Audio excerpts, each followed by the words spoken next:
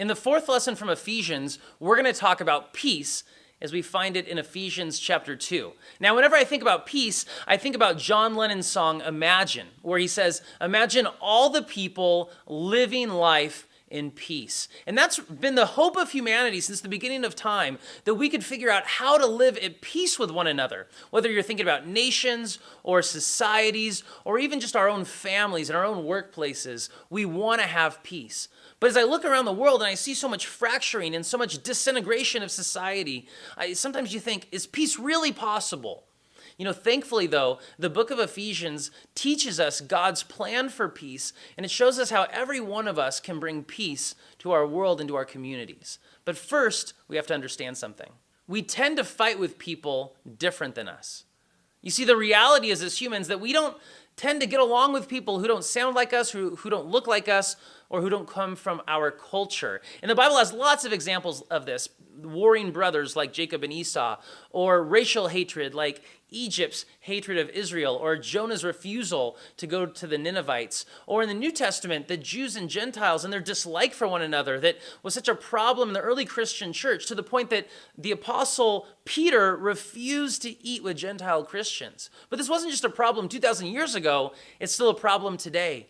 As I record this, America, the American nation, our nation is just plagued with racial strife and is separated politically. And this isn't just a problem like out in our society, out there. It's not someone else's problem. This is our problem. Because how often do we look at a group of people and treat them differently, or we don't trust them, or they just rub us the wrong way, or a certain kind of person who just rubs us the wrong way? We have to be real about that. We have to be honest about that, even in our small group discussion. So we tend to fight with people who are different than us. But thankfully, God brings a better way in his peace plan. Peace starts with your vertical relationship. When God talks about bringing peace, he doesn't tell people just to come together at the negotiating table. No, he tells each and every one of us to look ourselves in the mirror and see that the problem is inside us. It's in the human heart. Let's take a look. Don't forget that you Gentiles used to be outsiders. In those days, you were living apart from Christ. You were excluded from citizenship among the people of Israel, and you did not know the covenant promises God had made to them. You lived in this world without God and without hope. What this verse is saying, it's saying that every human person has this sin problem that separates us from God.